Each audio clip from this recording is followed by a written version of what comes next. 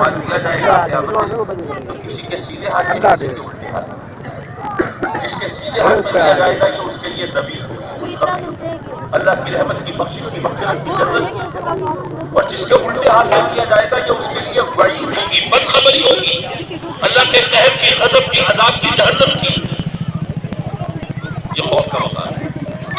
اچھا آپ کو پتہ ہے نا کہ کوئی چیز لینی ہو یا دینی ہو تو سیدھے ہاتھ میں استعمال کرنا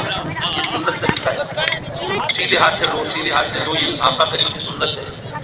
اگر ہم نبی پاک صلی اللہ علیہ وسلم کی سنتوں پر عمل کرنے کے عادی ہیں تو کیا خبر شاید ایسا ہو جائے، میں فتویٰ نہیں دے رہا،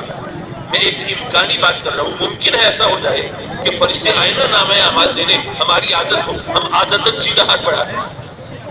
اور فرشتے سیدھے ہاتھ میں نامہ اعمال پکڑا دیں، اور آقا کریم کی ایک سنت پر عمل کے صدقے میں وہ قیامت کے دن کو بخشش کی صورت بن جائے گی۔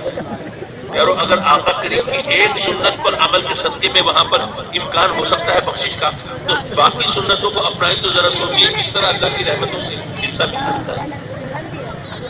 میں عرض کر رہا تھا آقا کریم نے فرمایا قیامت کا دن ہوگا، قبروں سے اٹھائے جائیں گے، پھر نامہ اعمال فرمایا جائے گا،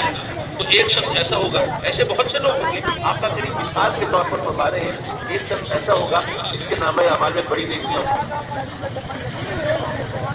حج ہوگی، عمرے ہوگی، زکوٰۃ، صدقات، خیرات، نمازیں، فرائض، واجبات، نہ جانے کیا ہوگا، لیکن اس نے بہت سے لوگوں کے حق کمائے۔ اب وہ حقوق معاف کرانے کے لیے نہیں، مثلاً پہلے شخص کے پاس پہنچے گا، میں بڑا شرمندہ، میں بڑا نادم، میں دیکھ ہاتھ جوڑتا ہوں، پاؤں پکڑتا ہوں، مجھے احساس ہے میں نے دنیا میں تیرے ساتھ بڑا ظلم کیا، بڑی زیادتی کی، تیرا حق مارا تھا، دیکھ اللہ نام پہ مجھے معاف کر دے۔ وہ کہے گا میاں یہ میدان نہیں، محشر ہے، یہ قیامت کا دن ہے، میزان لگا ہے، اعمال تولے جا رہے ہیں، حساب کتاب ہو رہا ہے، یہاں پہ اللہ نام پہ معافی نہیں ملتی، آگے اللہ نام پہ معافی مانگے، چل جا اپنا راستہ پکڑ۔ اب وہ دیکھے گا اس طرح تو معافی نہیں ملتی، اب کیا کروں؟ پھر وہ ایک ترکیب آتی، سوچ بچار کر کے، کیلکولیشن کر کے کہے گا اچھا ایسا کر، اگر تو یہ اپنا حق مجھے معاف کر دینا تو مثلاً وہ کہے گا کہ میرے جو تہجد کے ثواب ہے وہ، اگر وہ بندہ سوچے گا کہ میں نے جو تہجد پڑھی نہیں، میرا تو اٹھا نہیں، اور یہاں قیامت کے دن اگر بیٹھے بٹھائے یہ ثواب مل رہا ہوں تو مجھے موقع سے فائدہ اٹھانا چاہیے، اگر وہ اس پر راضی ہوگا تو ادھر سے اس کا حق ڈیلیٹ کر دیا جائے گا اور ادھر سے اس کے تہجد کے ثواب اس کے نامہ اعمال میں شفٹ کر دیے جائیں گے۔ اسی طرح باقی لوگوں کے پاس جائے گا حقوق معاف کرانے، جیسے جیسے ہم ہمارے ہوں گے ویسا ویسا ثواب دینا پڑے گا، وہ کسی کو حج کا ثواب دے کے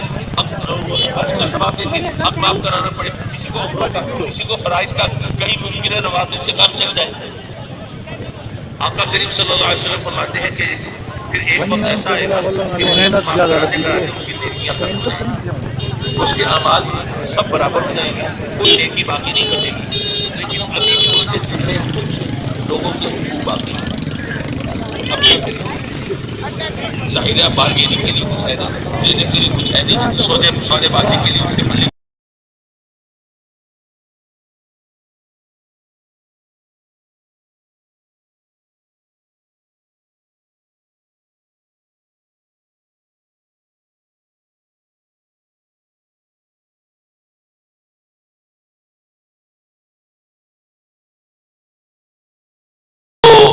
ہمارا ثواب ادھر چلا گیا، ہم خالی رہ گئے،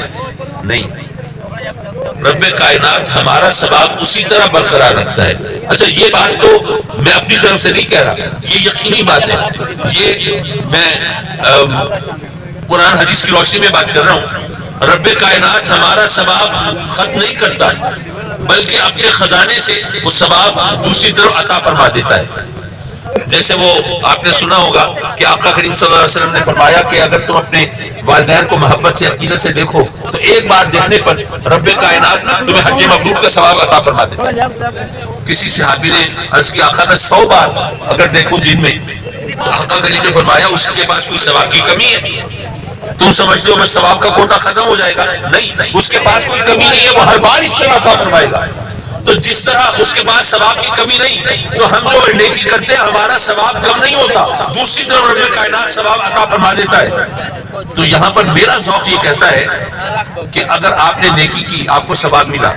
لیکن ایصال ثواب سے آپ کا ثواب بڑھ جاتا ہے۔ وہ کیسے؟ بھئی آپ نے جو نیکی کی آپ کو ثواب ملا،